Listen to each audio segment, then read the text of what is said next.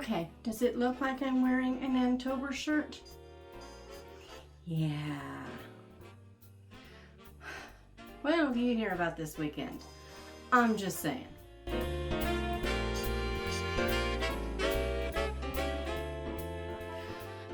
Well, okay, remember the wedding dress? Yeah. Yesterday became wedding central in the Havoc house. Now remember, this is not a Havoc wedding. Although some people would disagree with that. We consider them family. So yesterday became measured to figure out who needs what done to their dress altered day. I have 4 bridesmaids dresses that showed up yesterday. Okay, one I already have, and all I have to do is move a hook and eye. But I have 3 bridesmaids dresses to hem. Yay! And then my son shows up with his truly hideous suit. Can I just say the suit is hideous? It's like grass green, and it does not fit them. My son is crazy skinny and really tall. And this suit, the jacket was built for a linebacker. I don't have time to take it apart and fix it correctly. I don't have time. There's just no way. So that's going to be fun. But also, instead of like an archway or, you know, some other thing, the bride and groom are going to stand in front of a book board. I'll insert a picture of what they did. So we had to take books that were given to us from one of the local bookstores. They just books they weren't going to be able to sell. And we had to cut off the covers, and we had to sometimes cut them in half and then staple them to this board. And that's what the couple will be standing in front of during the ceremony for, you know, pretty pictures. And then I think afterwards they're going to use this for, like, you know, a photo booth op kind of thing. I don't know that, but I think so. Anywho, so yesterday was pretty much full of doing all that stuff. So did I get my stuff ready for Anne-tober? No, but that's okay because I have today, right? Wrong. Today is number 7 daughter's 20th birthday. Well, okay. It's after midnight, so it was yesterday. But yeah, so my last child left her teens yesterday.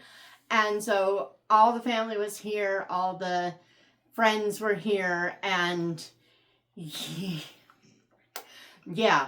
no Anne-toberness happened. And so I was like, what am I going to do? I don't know. So I was working on it, and everything kept not working right. My Photoshop program is going really kind of weird, and I don't know why. So whatever.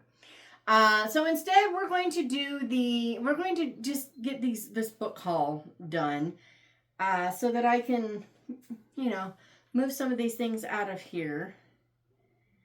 Yeah, we're going to do that. So there were other options, and I just said no. So as far as series go, for series September, so far I have finished one in the Flora Steel Mysteries. I'm almost done with the Andrew Wilson, Agatha Christie as a sleuth thing.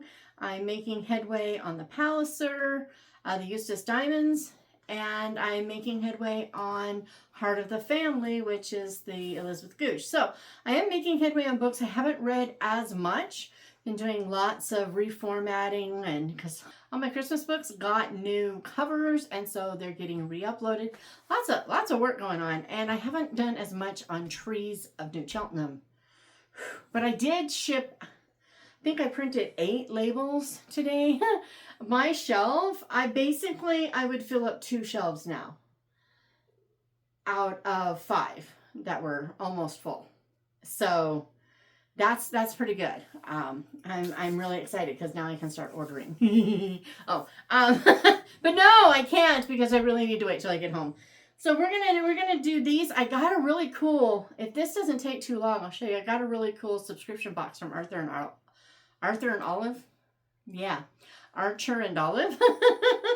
And so I might be able to show some of the fun stuff in that if this doesn't take too long. So this book I have already showed you. I don't know why it's over here. So here's a funny book haul. So I was in the shed pulling out my autumn decor, and lo and behold, The Pursuit of God by A.W. Tozer, The Human Thirst for the Divine, with a study guide. Look, I know I owned this book before, but I will tell you, that is not the cover I had. I don't know where this book came from. I do not know what it was doing in the shed, but it was out there, and I brought it in. I'm like, it's going to get ruined out there, so forget it. I'm bringing it in. So I think I might reread this in November, maybe. I don't know. My November, I'm really tempted to do a November TBR that is one book. Here we go. This is what I'm reading. Series September. You know what I forgot? Dad, burn it. I forgot the buzzword reading challenge. Let's see what I'm supposed to be doing.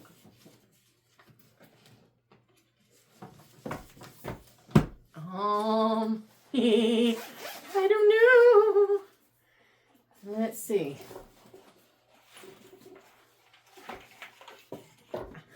I forgot about it. Huddle and cassette, like Flames in the Night. That is, oh, that's kind of cool though. It does fit the series September because I have read some of that series, but not all of it. So that's kind of neat. I couldn't have planned that if I tried.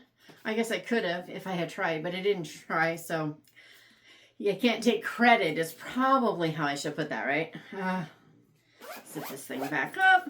All right, I'll put it over there. Okay, we'll get back later. Okay, so, yeah, Pursuit of God, A.W. Tozer. It's kind of a Christian classic. Whether you are thirsting for more of God or do not yet know the mighty longing after God that so consumed A.W. Tozer's life and ministry, The Pursuit of God with study guide will, I feel like,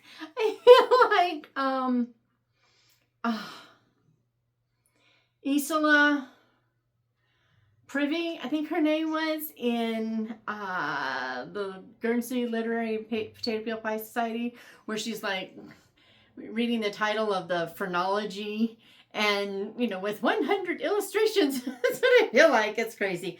It'll draw you into a deep, abiding relationship with the one who nourishes the soul. This spiritual masterpiece exposes the roadblocks that keep us from fully knowing God. My favorite book by him is Rut, Rot, or Revival. That is a great book. So, or let's just say 20 years ago, I loved it and I can't stop thinking about it. So maybe I would read it again and hate it. That's entirely possible. There's going to be a theme among a lot of this.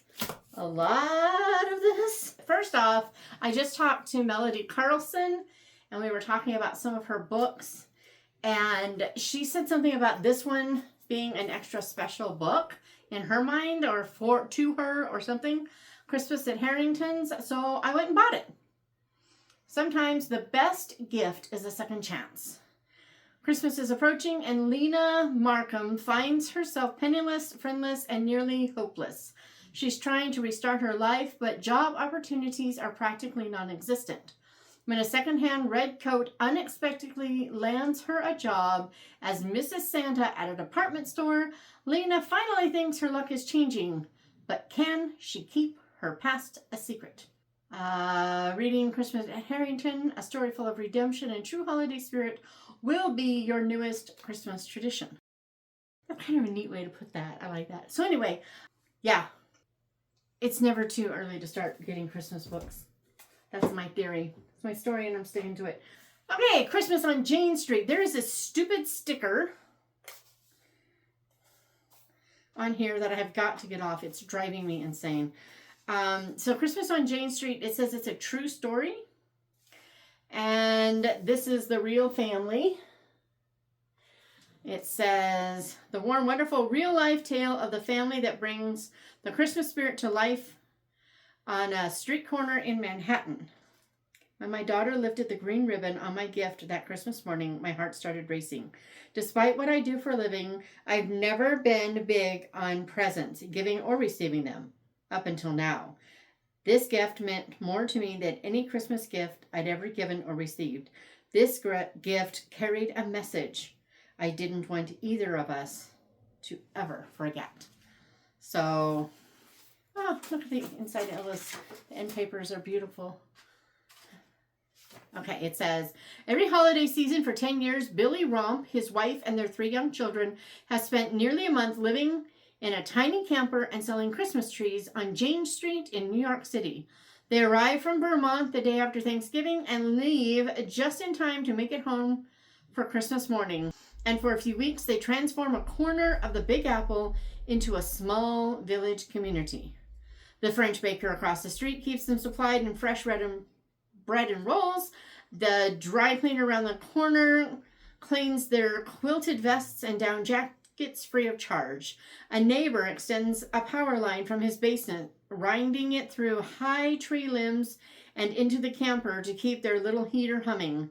The local meter maid forgets to ticket the camper.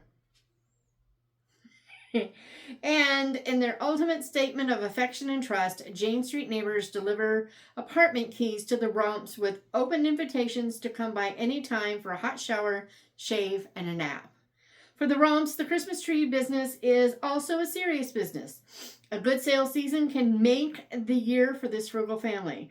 Under tremendous financial pressure this particular year, Billy is counting on his family to pitch in as they always do when he faces an unexpected obstacle. His oldest child and best helper, Ellie, sets her sights on attending the extravagant Nutcracker Ballet and testing her wings outside her close-knit family.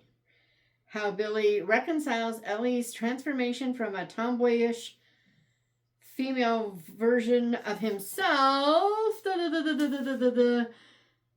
into a graceful, independent young lady is at first a struggle and later a revelation. And I'm just going to stop there because there's a lot more. But yeah, when I saw this, I was like, I have to do it. I have to. Because yes, sounds amazing. I don't even remember where I heard about it, but it might have been Mitzi. And then I am missing. Oh, no, it's down there. Okay. Then we have Meddling with Mistletoe by Liz Johnson. It's a Red Door Inn book. Therefore, I am reading it. Recipe for romance is simple: sweets, treats, and mistletoe meats. Oh dear. Liz. Whitney Garrett is preparing to enter culinary school in the spring, but first she has to sell enough homemade pies at the local Christmas markets to pay her tuition. When her oven breaks, Whitney asks Maddie Sloan, proprietor of the Red Door Inn, if she can use the inn's kitchen to keep up with her orders. I said Maddie, it's Marie. I don't know where Maddie came from. Marie agrees with a catch. Whitney has to watch the 3 Sloan children and cook breakfast for the Red Door Inn in return. And we're just going to stop right there because that sounds amazing. Obviously, there's going to be a dude. Because dude. Christmas at Red Door Inn is one of my favorite books. It is crazy romantic, but there's just something really adorable about it. This local vicar who has lost, not really lost his faith, but lost confidence in his faith, if you will, and confidence in his ability to do anything locally. So, that book, a favorite, but it's Red Door Inn. I'm reading it. So I had to order that. Why Christmas Trees Aren't Perfect. And this one has quite a few different illustrators. This one's from Abingdon Press. I liked these illustrations. I thought they were super pretty. But this is the story of this kingdom where they come and they get the perfect tree for the castle, and the other trees won't let animals and different things come near it because they don't want to mar their perfect branches, but this little tree does. And then, he gets a little raggedy looking, and it's just a beautiful story. So, yeah. because yeah. Yes, I've already read it. Yes, I'll be reading it again. And then The Christmas Tree Farm by Melody Carlson. Now, this is the one that we talked about the other day, but she and I are both writing Christmas Tree Farm books this year. Obviously, hers is in my hot little hands, and mine is in my hot little Scrivener. I have got to finish that book, but in both of them, there is kind of a semi-abandoned Christmas tree farm. This one isn't quite abandoned like mine is, but it is not what it should be. It's not, so this one, it says, Christmas is the perfect time for old memories, new beginnings, and second chances. When I can't speak it. When Madison McDowell returns from teaching overseas, she has high hopes of picking up where she left off at her family's Christmas tree farm in Oregon. But between damage from recent wildfire and the neglect due to her sister Addie's unwillingness to invest, the farm is in sad shape. See, it's not abandoned, but not cared. To top it off, Madison's former high school flame, the now widowed Gavin Thompson, has plans to break her heart again by turning his neighboring property into a dusty, noisy dirt bike track for his daughter. And stuff ensues. So it's a small, short little book. But I'm like, yes, because yes, I had to. I mean, I ordered this before we even talked. It's really funny, actually, when we were talking.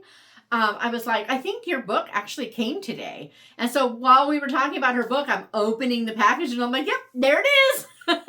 This one just released. Well, actually, I don't think this releases until tomorrow. But it's here and it's beautiful and I cannot wait to read it because Christmas and Christmas tree farms and all the fun stuffness. So yeah, there's obviously a theme. This one I bought because yes, but these and this one, Red Door, I always buy it. But this one, obviously I bought because she told me to. Okay, she didn't say go buy my book. But when you start saying how that's your favorite, you buy it, right? But these two in particular, plus the Christmas Tree Farm, I bought because I need book suggestions. These are modern, but I can get away with it because of what we're doing. So then I need to put this up there, so I'll do this one next. Then I got Music in the Hills by D.E. Stevenson. This is the sequel to Victorian Cottage. And guys, this cover is just so beautiful. But I already showed you guys this one. Did I tell you about it? I don't think I may have told you. Yes, I did. I told you guys about it. But it's basically the son in Victoria Cottage. He comes home and things aren't going for him the way he wanted, but there's family in Scotland who has always planned to leave their property to him. They don't have children. And so when things aren't going for him the way he had hoped, he said he doesn't know about this property issue. But he tells his mom, I think I want to go there. I think I want to try farming. That just sounds really like what I want. And of course it's perfect because it's what they were hoping for, right?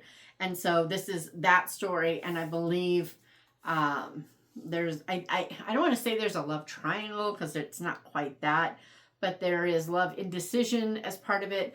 But being D.E. Stevenson, it's not going to be highly romantic. It's going to be a really just lovely family story. And so that came in, but I'm going to put this up here because I get to read that this month. Yay! And then let's see what else we have. Okay, so these came in. I got two. The Chosen Kid in Kid singular? No. Shatona.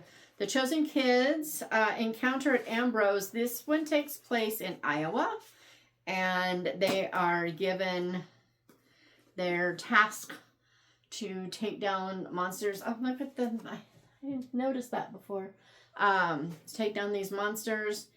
And this one has the two brothers teaming up especially. So, yeah, really want to get into that. Rosemary signed them for me. But I have two. And I don't know if I'm going to send one to the Vesta kids. I don't remember if I think I've sent them the other ones. But even if I haven't, I may send one to them. Or I may do a giveaway. I don't know. But I wanted to buy 2 because I like to support authors. So the Chosen Kids. Oh, I can tell you what this one's about. I don't have to just ramble. So for the 3rd mission, the Chosen Kids find themselves in the Corn State where an evil being carries out a sinister scheme. The family tracks down the creature right away, but when they can't get close enough to identify the species or figure out its plan, they devise a risky strategy. The day goes from bad to worse when someone calls the cops. Are the kids in over their heads? Caden teams up with Big Brother Caleb to save the mission, but if things go wrong, is it wise to have a known bully by his side? After a wild ride of shenanigans and mishaps, the siblings make an important discovery. Will they follow the Holy Spirit's guidance or take their own path? When the Chosen Kids set their trap in the last place Caden wants to be at nightfall, they may have overlooked one key detail. So yeah, this one we're definitely dealing with the brothers' relationships, and that's kind of good and wonderful. So then this is a new, it's Monkey something. Oh, it's Monkey something, Monkey Wrench Press or whatever. Oh, look. I've got a little postcard and a little note from the author. That's super cute. I didn't notice that when it came in. I just opened it and went, yay, and, stuck it on the shelf. This is a heavy book. It's really heavy. Wow. I mean, it's not that thick, but it's heavy. Wow. Okay, so let me look at... Okay.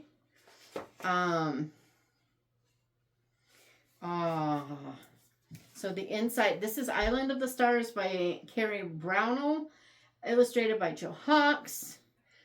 And inside the flap, it says, having fallen in love with life, we have ceased to dream of eternity.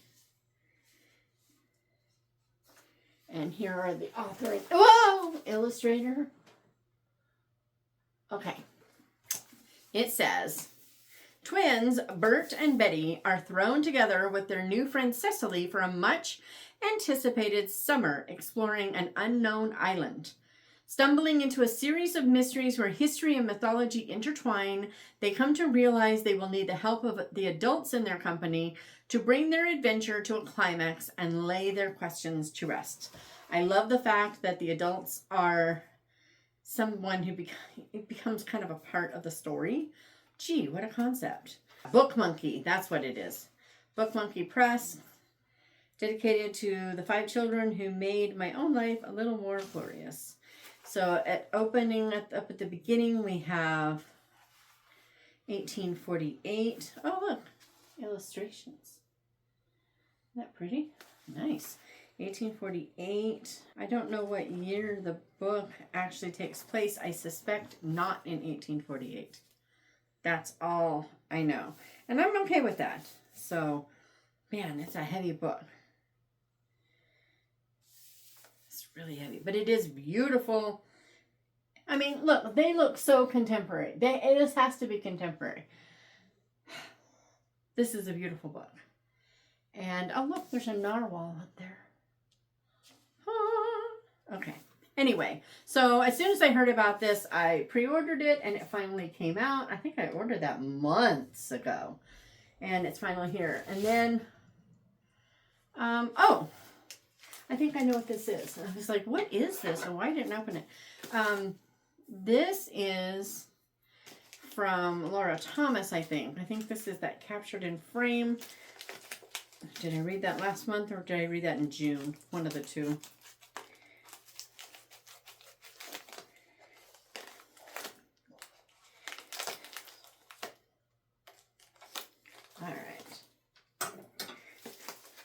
Could have used this little mailer tonight and give it to my son. Oh, well, yes, Captured in Frame by Laura Thomas.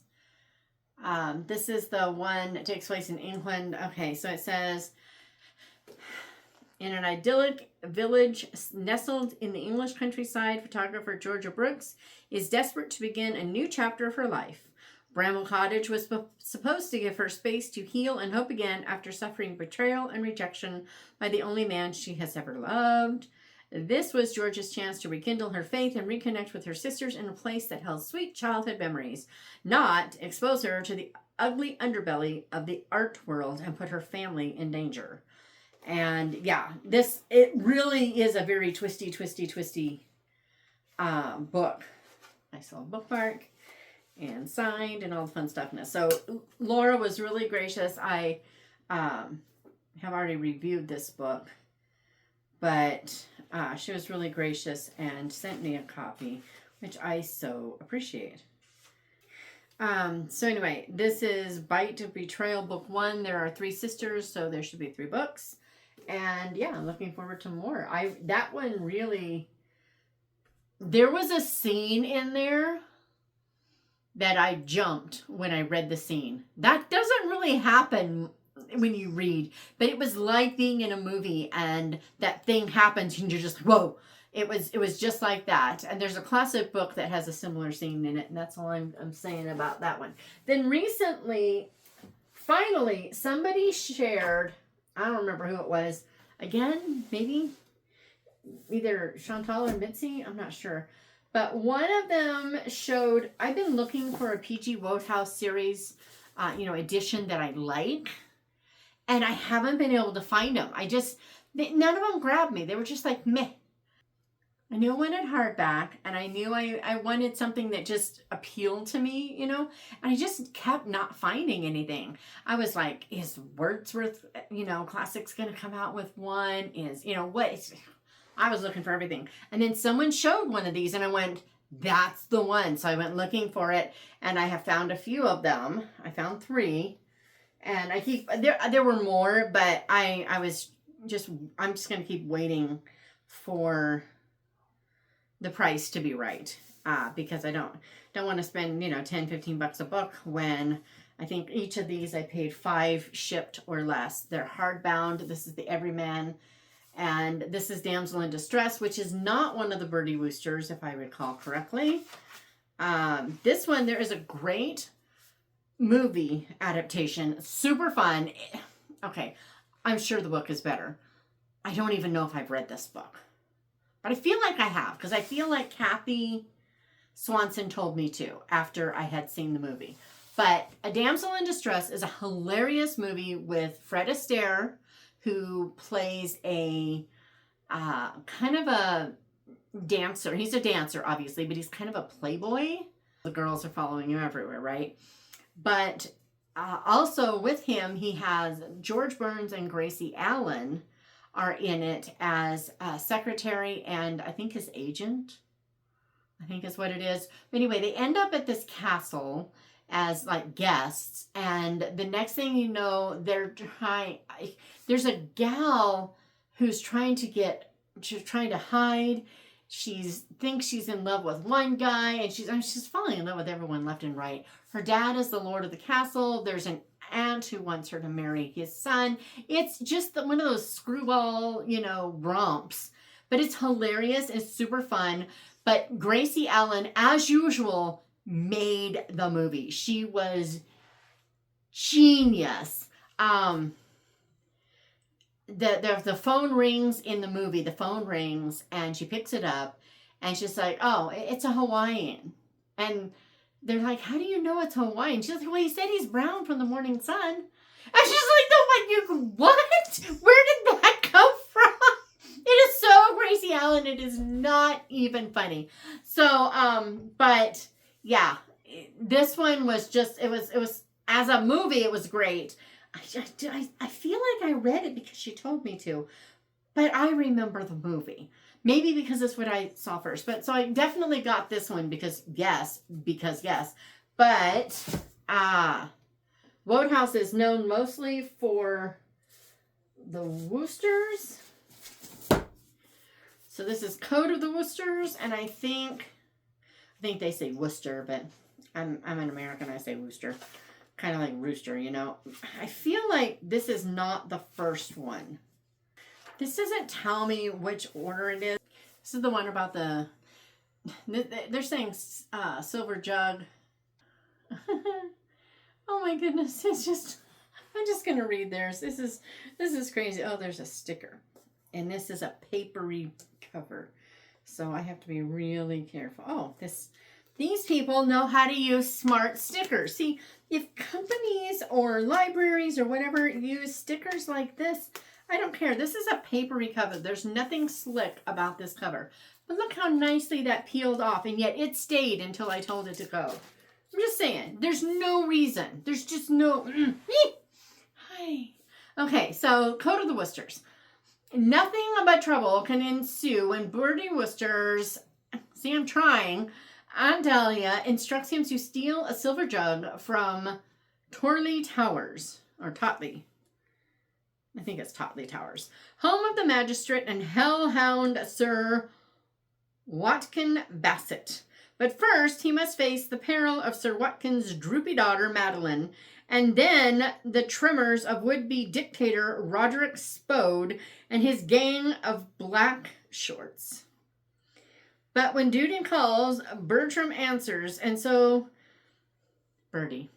And so there follows what he himself calls the sinister affair of Gussie Fink-Knottle, Madeline Bassett, Old Pop Bassett, Stiffy Bing, and the Reverend H.P. Stinker Pinker, the 18th century cow creamer, and the small brown leather-covered notebook. And all of this actually does make sense. I'll never forget you, Lily. In a plot with more twists than an English country lane, it takes all the ingenuity of Jeeves to extract his master from the soup again. And yeah, so this is, see, again, note the, again, so this is not the first, which I didn't think it was. I was almost 100% certain. I love that inside. That's really pretty. But I just decided I'll start doing it. The Woosters are the ones I want the most, but Damsel in Distress, the second I saw it, I was like, well, yeah, that actually might be the most. But no. And if you've never seen the adaptations with Hugh Laurie and Stephen Fry, they're genius. They're hilarious. And we really love the music. Do, do, do, do, do, do, do. Anyway. And then third is the Little Nugget. It says the Everyman Wodehouse will eventually contain all the novels and stories edited and reset. And so anyway, so that's good. But the Little Nugget... It says, The Little Nugget is one of the novels in which Wodehouse found his feet, a comic thriller set in an English prep school for the children of the nobility and gentry. Into their midst comes 11-year-old Ogden Ford, the mouthy, overweight, chain-smoking son of an American millionaire.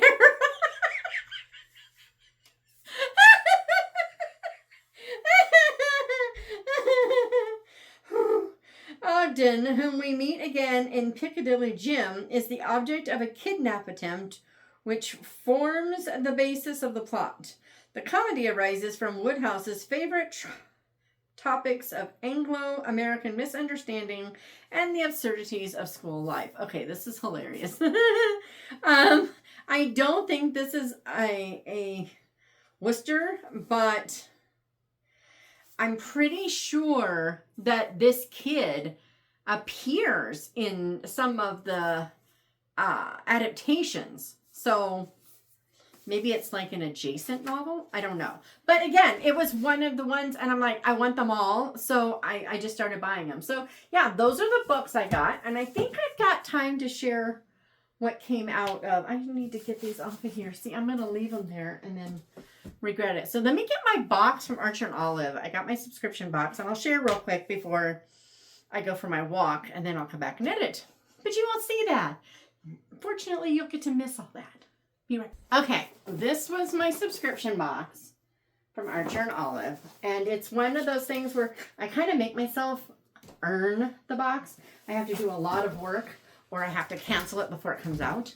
And so I'm telling you, man, I make sure that I earn this box because I really do like. There's almost all of them I have liked. There's been a couple that when I've been on the subscription, I've canceled and then come back because I didn't want that one. But most of the time I do. You can go get sneak peeks on YouTube beforehand to make sure you're going to like it. And yeah.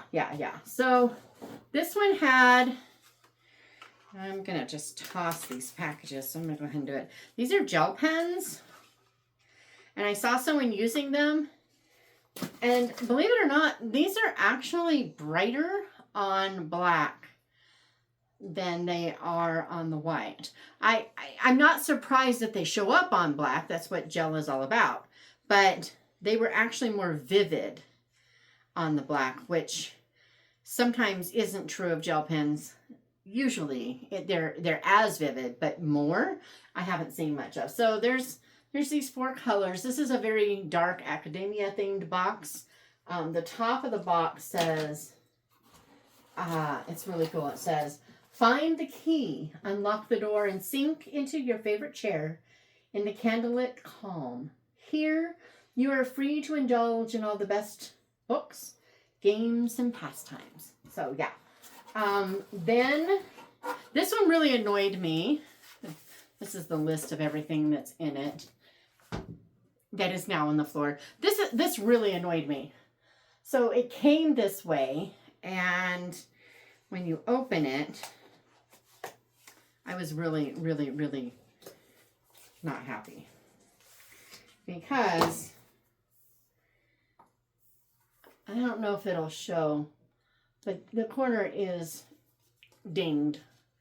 And it shows inside on the papers. And I'm like, well, that's annoying. But, oh well. Usually their stuff comes and it is perfect. So one slight problem. But, yeah, all right, I'm not going to do it that way. So there's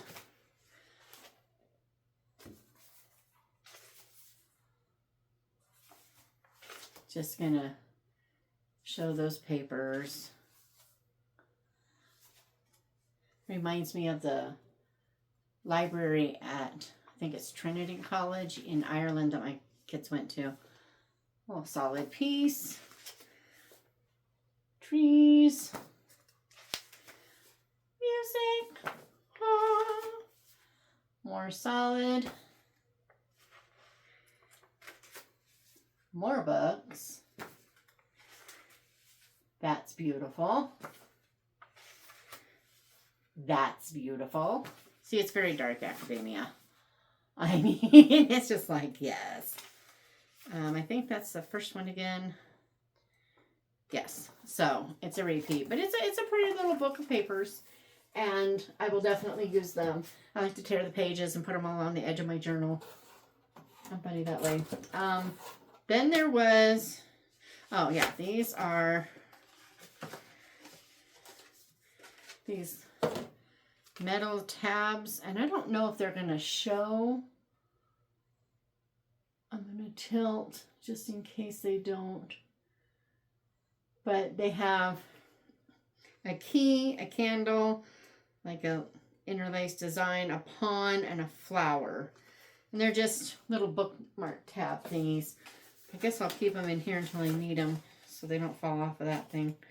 I usually take the stuff out of the packaging and make myself get rid of the packaging, because if I don't, I learned really early that if I keep it all neatly in the little box, I will never actually use anything because I like it all pretty in the box. Yeah, that's not the point of having journals and things. So yeah, this one is, oh, that's just, okay. Tearing right off there. Alrighty. This whole box came damaged. It was torn up here at the corner, and the box it came in was torn. So UPS really did a number on it. But these are the stickers. There's 2 sheets of stickers. Isn't it pretty? Yes. Okay, but I'm checking this because I will keep those stickers in there forever and I will not use them. And that's just dumb. So then I already got rid of the box for this. These are the washings. There's a diamond pattern. There's a row of books. Chess pieces. And a floral. And if I was nice, I would lay a strip out on some paper so you can actually see, but I'm not that nice. Anywho.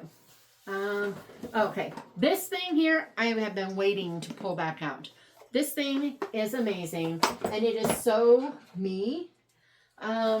I don't know if you can see this back here, but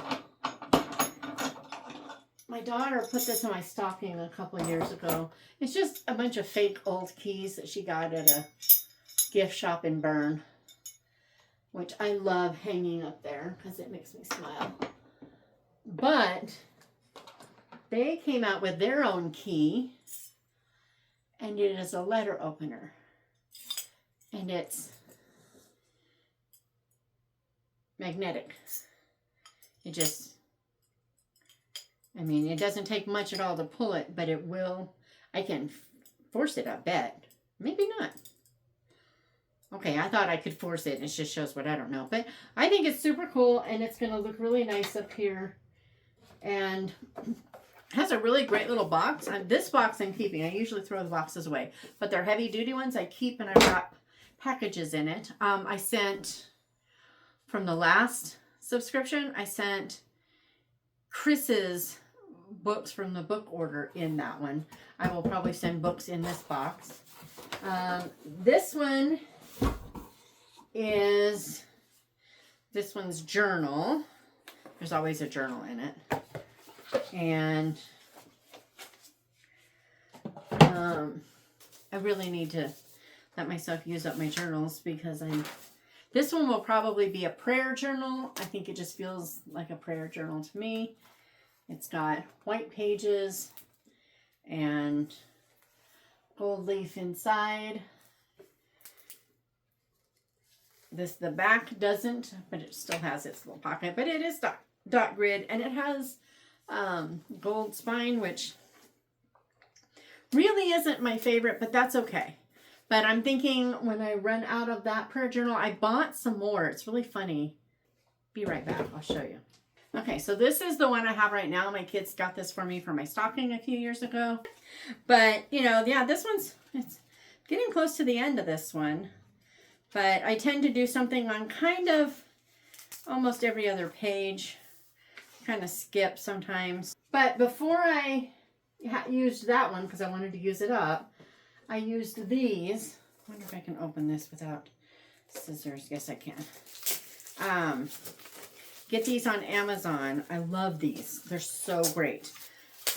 If you want the feel of a decorated journal, but you don't want to do the work, or you don't like to do the work, or whatever, these are the ones for you, because they come with a variety of papers, and sometimes they have lines, sometimes they don't.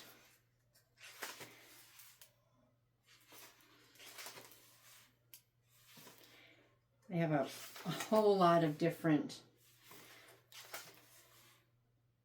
It eventually does repeat, but there's a lot of pages, and they're already, I don't usually add a lot to these.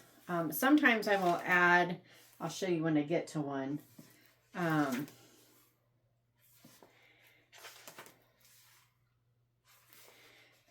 sometimes it makes no sense what they do to them too. I'm just going to say. But like this one, sometimes I'll take paper and I'll, you know, put a small strip over it so that I can, you know, write some. Like maybe make it an L there or whatever. Like this, I'll put something over this because that's just kind of unusable. But we're getting to where I want to show you. Pretty soon we're going to be to the few that are, I'm like, what? Sometimes I'll do something to these pages because they're like, after all those pretty ones, and they're like, whoa, what? But see, then we have these. So sometimes I will put stuff over it so that I can write more. And sometimes I won't. I'll just leave it there. Sometimes I'll put a scripture in there. But these are just, there's like 4 sets of each one. See, there's so many pages. Look at how many pages there are that are all different. See, there's that, all the way, and then we're back to here again.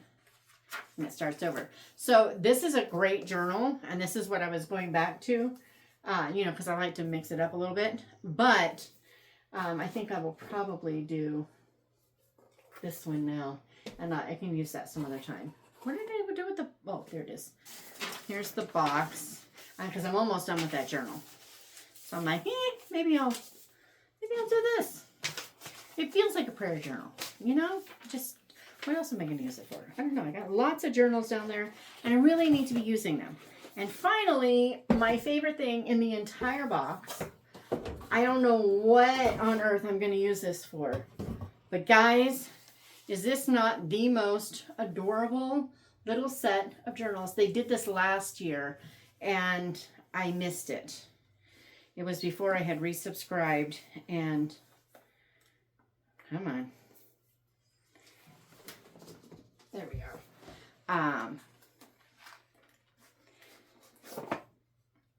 I missed it, and if I can ever find one, I want them, because they're just the stinking cutest things. This one's got gray pages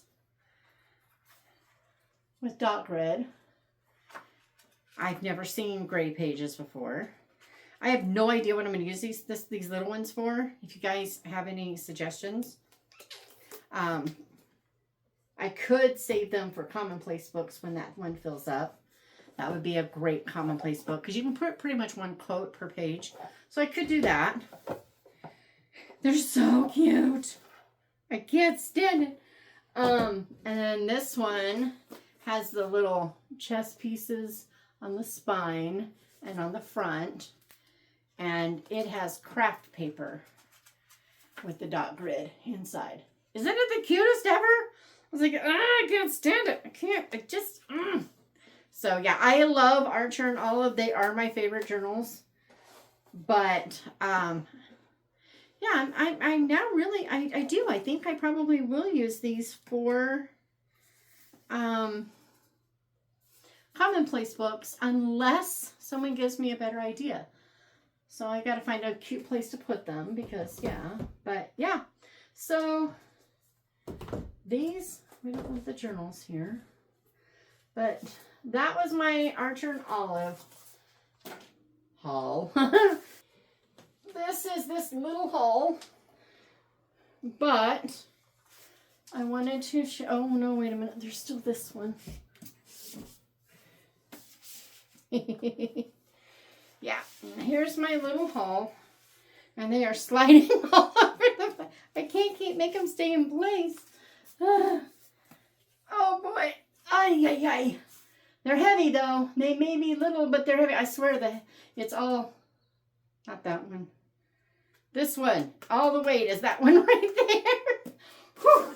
So yeah, I have a few new books, but I have gotten rid of, I think my goal was it 25 or 50?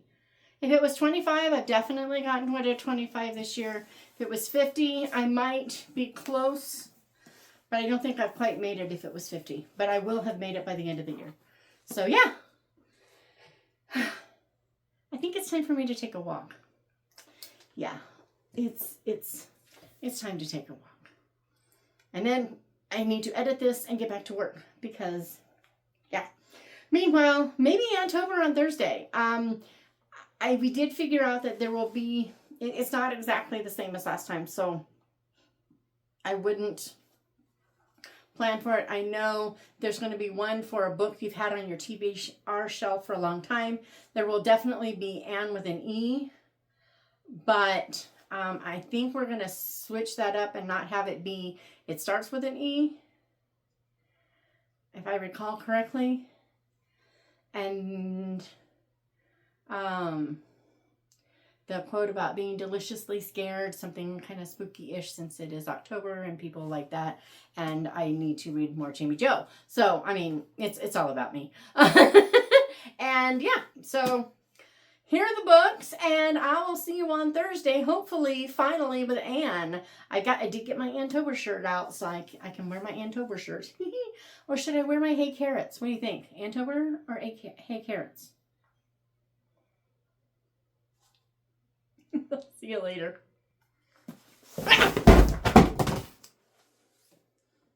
Hey, how you doing?